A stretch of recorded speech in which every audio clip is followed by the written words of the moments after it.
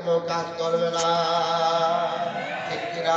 তুমি তখন নিজের মাস্তানিগিরি দেখাচ্ছ, তুমি যা করছো মনে রাখো আলেমদের পথের মধ্যে না থাকার কারণে তোমার জন্য জাহান্নাম। বলে নাউযুবিল্লাহ। আমি বলি নাই, আল্লাহর নবী বলেছেন আল উলামা উম্মতি, আল উলামা উম্মতি আম্বিয়া, আল উলামা উম্মতি কা আম্বিয়া বানি ইসরাঈল। আমার উম্মতের মধ্যে একজন আলেম বনি ইসরাঈলের নবীদের মতো গান। বলেন সুবহানাল্লাহ। আর আমাদের নবীর গান যেমন ইন্নাল জান্নাতা হুফিফাত আলাল আম্বিয়া হাত্তা আদখুলাহা, নিশ্চয়ই কোন নবীরা জান্নাতে যেতে পারবে না যতক্ষণ পর্যন্ত আমি মুহাম্মদ সাল্লাল্লাহু আলাইহি ওয়াসাল্লাম জান্নাতে না যাই। জোরে বলেন সুবহানাল্লাহ। ওয়া হুফিফাতুল জান্নাতু আলাল উমামি হাত্তা তাদখুলাহা উম্মতি।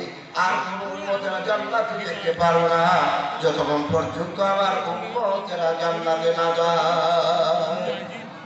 আজকে নবীর উম্মত হিসাবে নিজের পরিচয় দেখাইতে চাইলে আসো ইসলামের দিকে। বাইরে আমার মুসলমানদের অনেকগুলো আছেন, বাইরে আসুন সত্যগুলো শুনেন। ইসলাম কোনোদিন অমুসলমানের উপরে আঘাত করে না, মুসলমান কোনোদিন অমুসলমানের উপরে আঘাত করে না। ওরা বলছিল কি যে যদি তোমরা ক্ষমতা হারাও তাহলে 5 লক্ষ লোক একই সাথে শেষ। ঠিক কিনা? কিন্তু সারা দেশটা যাচাই বাছাই করেন, এই ইসলামওয়ালা ব্যক্তিদের কাছে একটা লোক মারা যায় না। কি ব্যাপার? ঠিক মেয়েদেরই ভয় লাগছে নাকি? দলের পরশরে বলে ঠিক কিনা? শুনলাম কেন মরে নাই? এরা ইসলাম প্রিয় ব্যক্তি।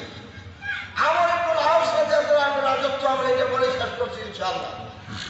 উনার আমলে একটা পপের মূর্তির নাম ভাঙ্গা, কথা বুঝতে পারছেন?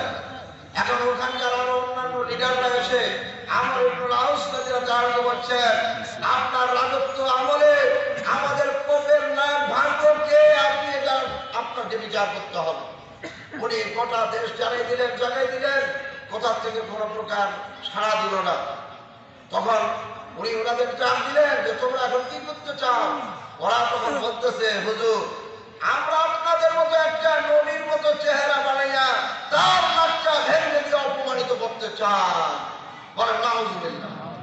আমার বললেন আপনাদের এই কথা কোনোদিন কোনো মুসলমান বরদাস্ত করবে না, করবেও না। ঠিক কিনা? আর এখন দেখেন মুসলমানের অনেক বাচ্চা লোকেরা আমাদের কমিটি গালি গালাজ করে। ঠিক কিনা বলেন? ভাইরা আমার এটা যখন বললেন তার কি হবে?